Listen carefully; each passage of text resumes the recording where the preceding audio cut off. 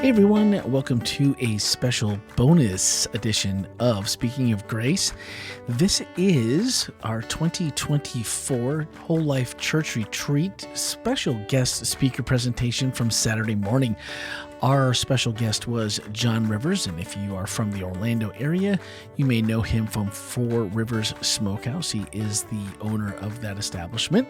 If you were with us for Connected last year, our community outreach event in the fall, you may also know him from Four Roots Farm. So our special guest speaker, John Rivers, for the weekend at Church Retreat, and this was his Saturday message for church. And so if you swipe up in today's show notes, you can also catch the podcast that we taped on Saturday morning for This is Whole Life, our weekly podcast where we go deeper into the message each week.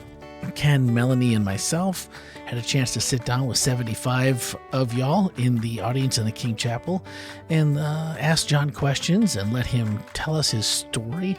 So you can find that if you swipe up in today's show notes. So head over to This is Whole Life and you will find episode 411, which will bring that to you. So enjoy, and next week everything will be back to normal here.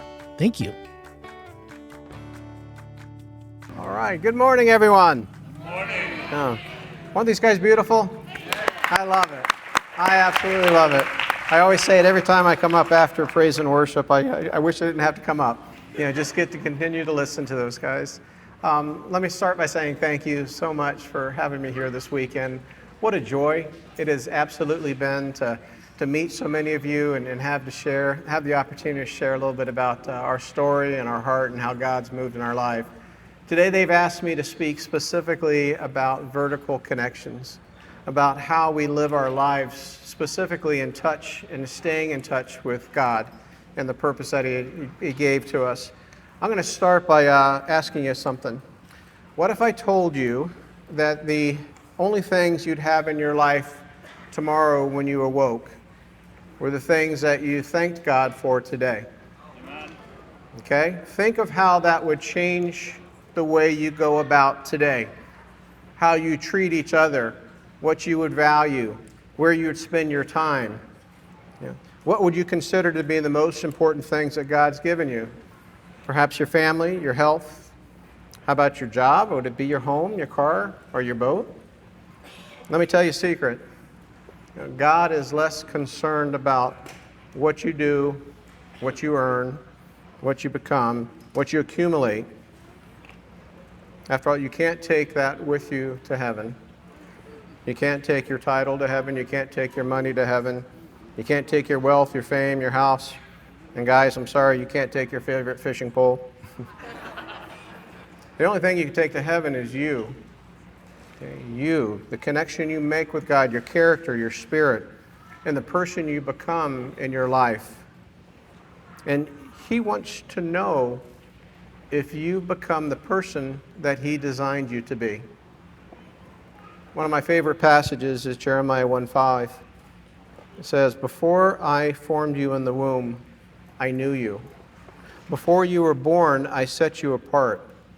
I appointed you with a purpose." Think about how powerful that is. Before eons and eons and eons ago, God already loved you so much that He created you the way that you are today. Okay? And let me tell you this, God doesn't make mistakes. Amen. He doesn't make errors. Okay? He doesn't create something that's flawed. And He never creates something at the wrong time. Meaning, you are special. You are special the way that you were created, the way that you are, and where you are today is not by accident. And always, always, always keep that in your heart and your mind, that you have tremendous value because of the person that made you, and for that reason alone. If you want to know what your purpose is, I always say talk to your Creator. If you still can't figure it out, refer to the owner's manual. I do contend that we all start off in our life with great intention. Okay, whether we're coming out of school or we're growing up or we're getting to a milestone, I often say that we start off pursuing a passion, but so often, sometimes we end up settling for a paycheck. Instead of making a life we find ourselves all of a sudden making a living. Okay? We mistakenly think that we'll be happy with the bigger title that we have or the more money that we make. But I will tell you firsthand that true happiness comes when our actions align to our purpose. When what we're doing on a day-to-day basis is aligned to what God made us be doing. All of a sudden, the money doesn't matter, the time doesn't matter, the title doesn't matter. We find true happiness. And I contend that there's a third wheel on this. When our purpose lines up with our actions, and when our actions are being done to build the kingdom, to help other people, that truly is when we come alive. We're doing what God intended us to be doing.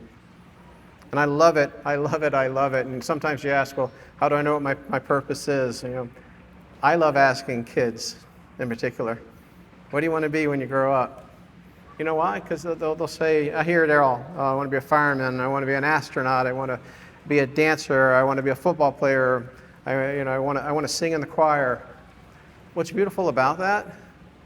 Nobody has told them what they can't do yet. Nobody's told them you're not smart enough, you're not fast enough, you're not pretty enough.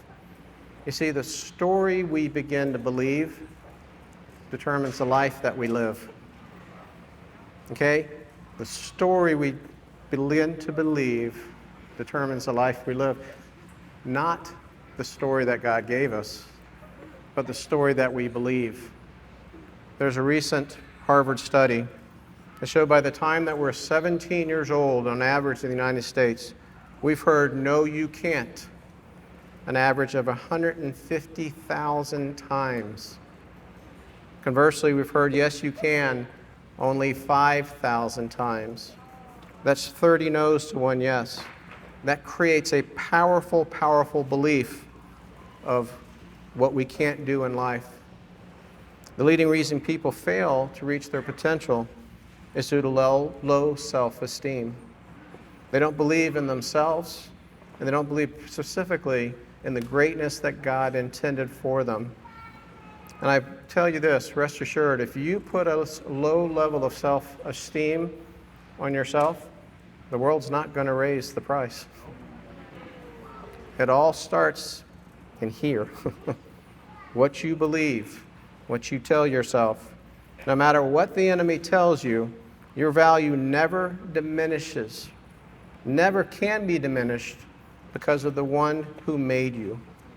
No matter what the enemy tells you, and they will tell you lies.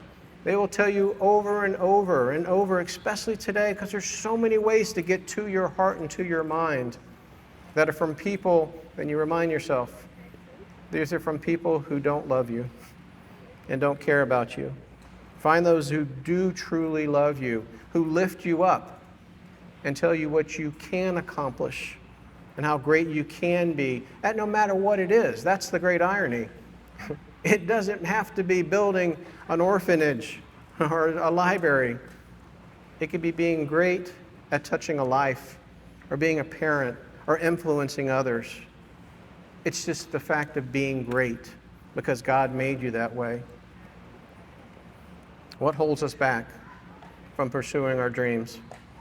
Okay. You asked me back in the days, I used to be in healthcare and I ran a big company. And I would challenge myself, am I truly living my passion? And the answer was no. And I would ask myself, and I ask so many people who come and talk to me, what holds you back from it? And it's amazing. I would hear the same excuses that I would give. Oh, well, I've got a great job. I've got a great income. I'm comfortable. We're secure. And back then you'd ask me, well, my dream was to run a restaurant one day, even though I was a healthcare executive. It's crazy, right? 7 or 8 out of 10 restaurants fail. I was 40-something years old in life. My opportunity had already passed. I got 2 kids in school and huge mortgage and everything else. And all these restaurants fail. You hear what's common thread in all of this? It's fear. Fear is a tangible weapon the enemy uses to keep us away from the purpose that we were designed. 2 Timothy 1:7, for God did not give us a spirit of fear, but one of power, love, and self-control. So if God did not give us fear, who did? The enemy. And you know how he uses it? The onset of fear is worry, and the onset of worry is doubt. And that's where he plants the seeds. We start to doubt that we could do something, doubt how great we could be, doubt what even God intended us to be.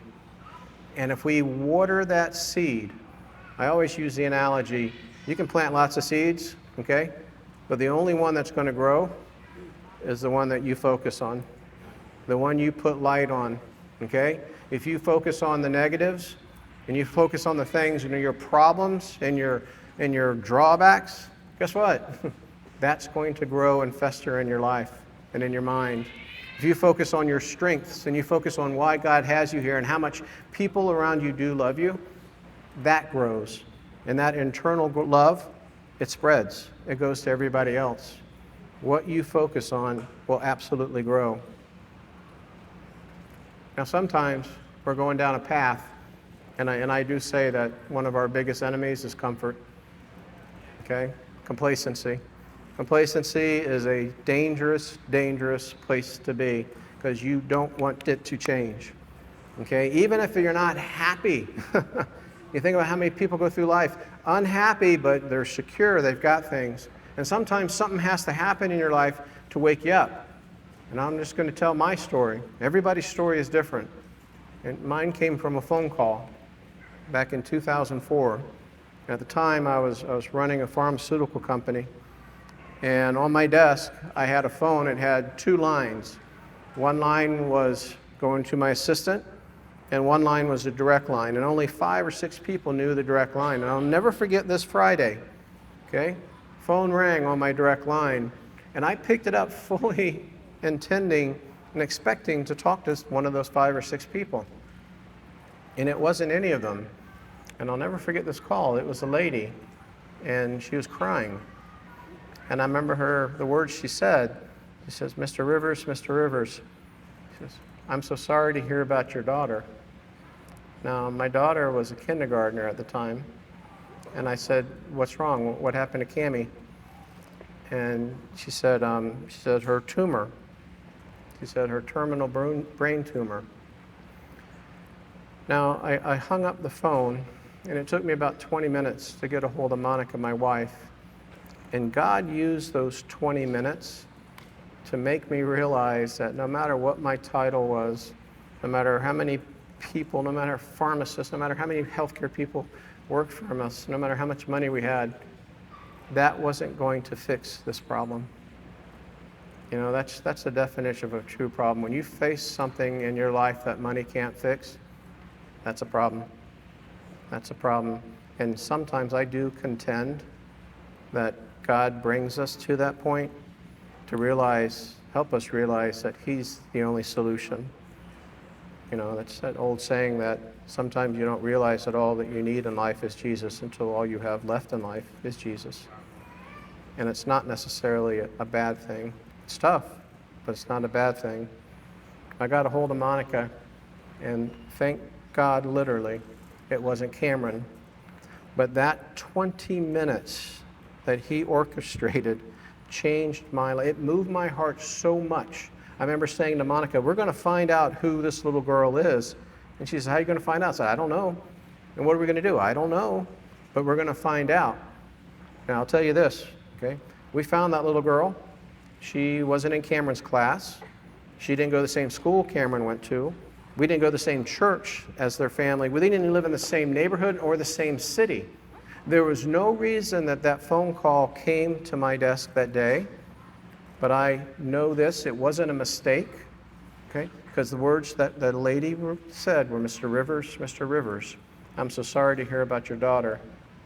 And I'll tell you something really kind of freaky. To this day, we don't know who that phone call came from. But that call changed the trajectory of my life completely. We found this beautiful family, and so, you know, I laugh at what we were doing. We thought we'd give them drugs and health care and things like that. And then one day, about 2 or 3 weeks into it, I realized they don't need more nursing, they don't need more care, they need money, what they're going through. So I picked up the phone and I called the husband, and his name was John. And I said, John, let me write you a check.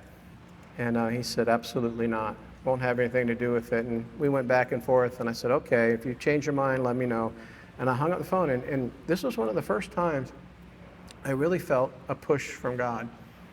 And the push was very simple: don't give up. Just trust me. And I picked up the phone, I dialed it, called him back. I didn't know what I was going to say. And I was making it up on the spot. I said, hey, John, it's me again. He said, yeah, I know, I just told you no. And I said, I was making up stuff. I said, hey, I like to barbecue. I got a little smoker in my backyard. Why don't we do a fundraiser for little Megan, was her name, at your church? We'll do whenever you want to. You invite anybody you want. I'll put some pork butts on there, and we'll do some pulled pork and some stuff like that. And, I can cook for at least 20 people or something like that. Calls his wife, calls him back, and says, okay, but it needs to be 10 days from now because little Megan's going to go into chemo. I said, no worries. Just give me a couple 48 hours in advance, we'll get it done. 450 people RSVP'd for this event that was coming 10 days later, okay? I didn't have the equipment, I didn't have the know-how, I didn't have the storage. I was a healthcare executive. I didn't know how to do this. This was a backyard project that I just loved to cook, And that's when God showed up. He sometimes, just like Gideon, he brings you to a point, okay, where you can't do it by yourself on purpose. And it was just amazing. People started lining up and started coming into our lives and helping, and it just kept getting momentum every day. And I remember one day Monica called me up, and she says, our office was up in Lake Mary. She says, you better get home. And I said, what for? She says, oh, you'll see. So I raced down I-4, and I remember trying to pull into our driveway, and the son of a gun, you ever seen those huge smokers that are on a big trailer? The big barrels? There was one from here to the fan over there in our driveway, blocking the whole driveway, and it had a yellow sticky on it. And it simply said, hey, John, heard you might need this. Call me when you're done. And the funny thing was, I never met the guy until like 3 or 4 years later when he came into the smokehouse. But that was just one example of things, just refrigerators and things just started showing up. And I learned just a great lesson about community, and relations and connectivity and how you can move a mountain when everybody comes together for a single cause. And 10 days later, we fed all those 450 people, and we raised lots of money for this beautiful little girl, and nobody got sick. So I said, this is great. And I'll never forget that night. I was laid out. I was because you work behind a desk, you don't do a lot of physical activity, And Monica comes over to me and she's poking me. She says, how you doing there, big guy? I said, oh, I'm so alive. She says, no, you're not looking so alive. I said, I want to do this. And I couldn't articulate what it was, but you know what it was? I took my passion, okay? That purpose that God gave me for the love of cooking, it became my activity, soon to be my occupation, and I did it to help others. It was that alignment, and no matter how much money I was making over here or how much, it didn't matter anymore. That's what I wanted to do. And for the next 4 years, out of our garage, we ran our barbecue ministry. And anytime schools or kids or churches called and they needed money, if we wrote them a check, we would. But if they let me, I said, well, I have a smoker. I said, I'll come in, I'll cook for you, and we'll raise money, and everything goes for your cause. And they would say yes. And over the years, it got bigger and bigger and bigger. And Monica says, you're just doing this so you get bigger smokers. Year over year. That, in between those 4 years, the disparity of who I was Monday through Friday at work and who I was on Saturday and Sunday in ministry became so vast, I couldn't live with a lie. I could not live because I loved doing this. And I felt like I was cheating the very company that I helped build. And so I retired. I resigned. And Monica asked me the same question my boss did at the time. What are you going to do? And this was an important part. I said, I don't know. The same thing that I said when Monica asked what we're going to do for that little girl. I don't know. But I knew I had to step into this. And there's some lessons in that. Sometimes God's not going to tell us all the details. He's just going to give us the prompt. He's going to put it on our heart. Our job is to say yes. And I do contend He blesses us and protects us by not telling us all the details. Because had I known the perils and the challenges that lied ahead in opening a restaurant in 2009, I would have cowered. I would have said no. He loved me so much He didn't tell me that. Our job is to say yes and step into it. And that's exactly what I did. So after those 4 years, that last year in the garage of the ministry, because I was retired, I had lots of time to do more cooking. We served, I think, over 40,000 people in the ministry. And, you know, we always tell people, okay, we moved into a restaurant. No, we didn't. Monica kicked us out of the house because we were making such a mess. And we found this little teeny place. Anybody ever go to our first little store on Fairbanks? Oh, God bless you. You parked in one of 11 parking spots, you know, that we had. Do you know that wasn't supposed to be a restaurant?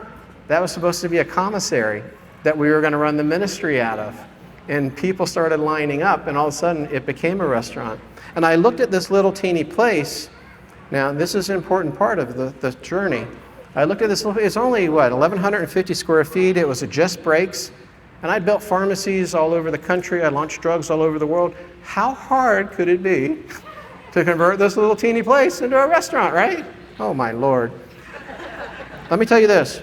When you step into your calling, okay, into what God intended you to be doing, you will wake up the enemy. He does not want you there. You know why? Because you are going to make an impact on the kingdom when you start doing what God built you to be doing.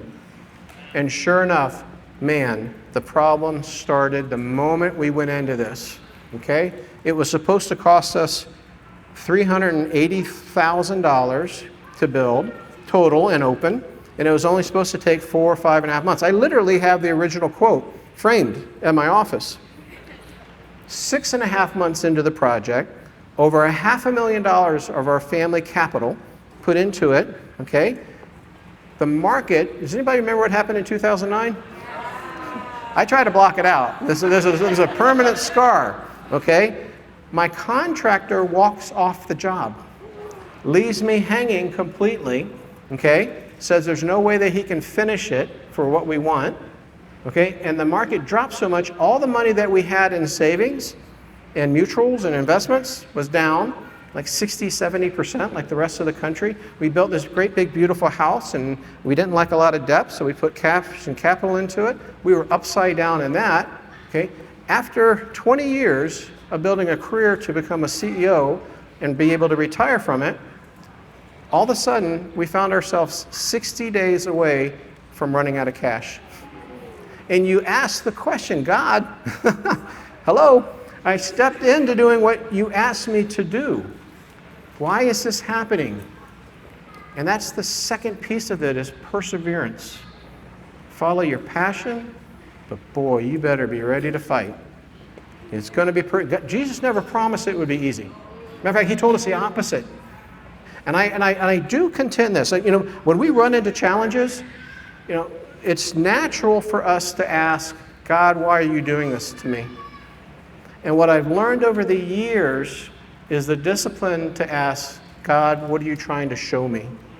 What are you trying to teach me? If you truly believe that everything that happens to you in life, you know, God is making you stronger, okay? And He's making you stronger, and He's bringing you closer to Him so that He can give you more, to build more of a kingdom impact. But you've got to take those steps along the way. And sometimes those little challenges, you think about your life, you know, one of the hardest challenges and one of the hardest seasons you ever went through. Well, look at where you're at. You made it. You're here. You look back on some of those like, oh yeah, I don't want to do it again, but I did it. And you know what? You probably had another challenge after that, and another challenge after that. I said it earlier this morning on the podcast. You know, there's a theologian, Kierkegaard, 19th century. He said that we tend to look at our life, things tend to happen in our life as we look back, but we tend to understand why things happen to our life as we look back on them.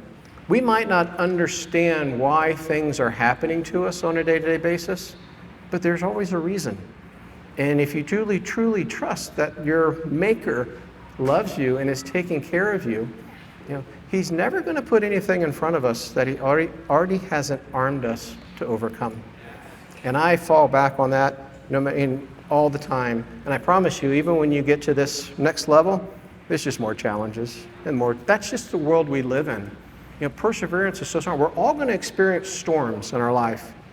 And the thing that I always encourage people is, the storm itself is going to happen. We just have to be prepared. We have to have that solid foundation. And something I wrote a long time ago, storms are inevitable, but the anchors that we set are immovable. And if we set that anchor in solid ground, no matter how strong that storm is, we're going to make it through at the end of the day. Well, I will tell you this. Right as we were at the very bottom, we're about to run out of cash. I get a call from my old boss, and it was a temptation. And he said, John, we're going to buy 3 pharmacies. We're going to put the assets together here in Orlando, and we'd like you to be the CEO of it. And thank goodness for my wife. This was on a Friday. I said, I'm going to call you back on Monday and let you know after we pray about it this weekend. And we prayed about it, and Monica told me, she said, if you really believe that this restaurant crazy dream of yours is what God wants you to be doing, I will stand by your side, okay, even if we lose everything. And I am so thankful for her and her faith and her strength, because that carried me through. And I passed on that opportunity. And if you look at the end of the book, 90 days later, that conglomeration, that opportunity fell apart. The deal fell through. It wasn't an opportunity, it was a temptation. And had I stepped into it, I would have lost out on the blessings that God had intended. And literally, the week that I said no, that Monday, God stepped in and He filled those holes. And it taught me a lesson that there is balance between obedience and blessings. And Isaiah talks about it an awful lot. You're going to be tested, and as you obey, the blessings will come, but you have to obey. First, I got 2 phone calls, okay? The first phone call came from a friend of mine who had a Bible study up in Longwood area. And that Tuesday in particular, there's one of the guys in the Bible study that goes down Fairbanks, gets his coffee, goes to I-4 and goes up there, and he goes to the Bible study, and he's ashen white, okay? He's sweaty, he's shaking, and my friend says to him, his name was Brad, what's wrong, Brad? He says, I had the most weird, bizarre experience today. I was coming down Fairbanks, and I go past this little teeny construction site, and I swear God talked to me, spoke to me, and my friend asked him, what did he say? He says, well, the guy who's building this is in trouble. He's doing my will, and he needs your help. And my friend running the Bible study knew me, knew how much trouble I was, knew he didn't have much help. He says he absolutely needs your help. So the guy's name was Brad Watkins, okay? Brad Watkins was a partner in a construction company called Friedrich Watkins. Friedrich Watkins had 2 clients in town, Disney and SeaWorld, okay? Friedrich Watkins got me to opening, to CO to opening. Remember I said we were down to 60 days of cash? He got me to opening in 59 days later of the 60. We were down to 1 day of cash left. The second phone call came from that weekend, and I missed the call, which I don't understand how I did. We were in the truck. We were coming back from the beach because the beach was free, and we spent a lot of time there. And the kids were in the back seat, and I looked down on my phone, and all of a sudden I had a message. I said, that's really weird. The phone didn't ring. And I'll never forget it. It was on Bluetooth, and the speakers were on, and I played it, and I'll never forget that message. Mr. Rivers, he said, this is Dan Cathy. He says, I work at Chick-fil-A. I'm like, you don't work at Chick-fil-A, you own Chick-fil-A. He says, I just had your brisket and your sauce. He said, that was the best thing I ever had. And he says, I really felt God told me I'm supposed to reach out to you and help you. Out of the complete blue. Dan stepped into my life, and you know what he gave me? One of the greatest gifts and one of the greatest lessons. He didn't give me money. He didn't give me equipment. He gave me encouragement. He used his experience, and he was available to me anytime I call, 15 years ago to this very, very day. And the lesson that he taught me is that the one thing that we all have is our time and our experience. And we can bless people around us with that tremendous, tremendous gift. It has nothing to do with money. Nothing. You don't have to get them a job. You don't have to open. Just encourage them. And I tell my team every day, every person that walks in that door that you greet, you have a chance to impact their life just by the way you treat them. The words you use, the sincerity in your heart, the way that you look at them, how you compliment them. You never know. All those lifts up. It makes somebody a difference in their life. It was the day of opening, October 26th in 2009. We were literally down to one day of cash. There were I had 12 employees and myself. We didn't have any money to advertise. We didn't have any money to promote. We couldn't do anything fancy whatsoever. We all stood, I remember that morning, in the little entry area, and we prayed, we held hands and prayed, and I told the team, I said, I don't know what's going to happen after this week. I can't promise that we'll even have enough money to go forward, but God got us here, and we're just going to trust He's going to carry it. And we unlocked the doors at 11 o'clock that morning, and that's when it began. People started coming in. At first it was our friends who knew the challenges that we were facing, and then it was all these people that we served in the ministry those 4 years came back to support us. And after that, it was people, I didn't know who they were. They just started coming in in droves. We were supposed to do, I think, like a $300 Dan told me we would do per day in sales. We averaged $3,500 a day that first year. God continued to pour into our business over and over. And to this day, I'm convinced, now that we have 30 some odd units, we're blessed because we keep that ministry that we started off in the center of our business. And as long as we continue to keep God in our business and we build a business around Him, we don't try to force it in, then God will continue to lead us and to bless us. Let me leave you with this. One of my very favorite sayings, paraphrase an author named Marianne Williamson. Our deepest fear is not that we are inadequate. Our deepest fear is that we are powerful beyond measure and capable of achieving all that we are called to do. It is our light, not our darkness, that frightens us the most.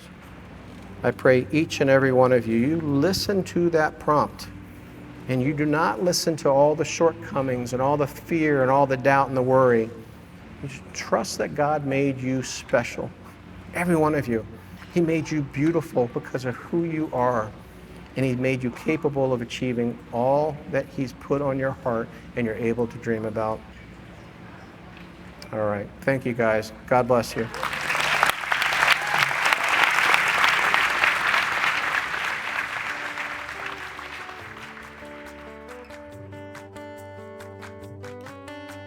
Hi, this is Randy McGray, podcast producer and host here at WholeLife Church. Loving people into a lifelong friendship with God is our mission at the WholeLife Church, and our podcasts are designed to help facilitate conversations that help us grow together in that pursuit. Now that you've heard the message for this week, don't forget to check out the WholeLife takeaways for this message. Swipe up in today's show notes and join the conversation. Speaking of conversations, each Wednesday morning we take a closer look at the week's message. That's right, the one you just listened to. We discuss practical ways to apply spiritual lessons and ask honest questions about the issues we face as Christians, all focused through the lens of grace. Your voice is a welcomed addition to that conversation. We encourage your thoughts and your questions by sending a voicemail or text to 407-965-1607 or send an email to podcast@wholelife.church. You can find everything podcast related on our website, wholelife.church/podcast. And plan on spending every Tuesday evening and Wednesday morning with us as we bring you the Whole Life Church inspiration you love straight into your headphones. Thanks for listening, and have a great week.